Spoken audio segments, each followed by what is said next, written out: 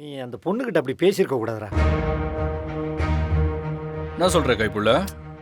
ஆமா மாப்ள, நீ அந்த இளமதி பொண்ணுகிட்ட போய் மாமூல் பாக்கிய கேட்டு பிரச்சனை பண்ணியிருக்க கூடாதுடா. பாவம்டா அந்த பிள்ளை. டே பட்டாசு, நம்ம வேலையா மாமூல் கேட்கறது தானே? ஆமா பரமா. அப்புறம் என்ன கைப்புள்ள? இல்ல பரமா, அந்த பிள்ளை பாவம் நிறைய பிரச்சனைகளுக்கு பிறகு இப்பதான் கடையில வியாபாரத்தையே திரும்ப ஆரம்பிச்சிருக்கு. அதுக்கு இல்ல பரமா. என்ன இல்லன்னுக்கிட்டு? அந்த இளமதி எனக்கு யாரு? அவளுக்கு எனக்கு என்னையா சம்பந்தம்? அவ இடத்துல வேற யாராவது இருந்ததோ கைய காலம் வாங்கி இருந்திருப்பேன்.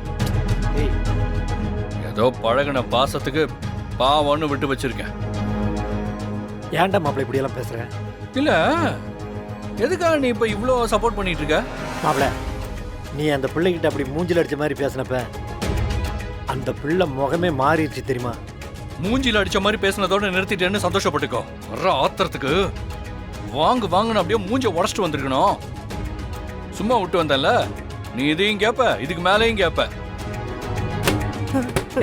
மாப்பிள்ள, இவனுக்கு எப்படி சொல்லி புரிய வைக்கிறது? யோ மாமா, நீ ஏன் இன்னும் அவர் கோவப்பத்தி நிக்கிற? அந்த பிள்ளை இளமதி பாவம்.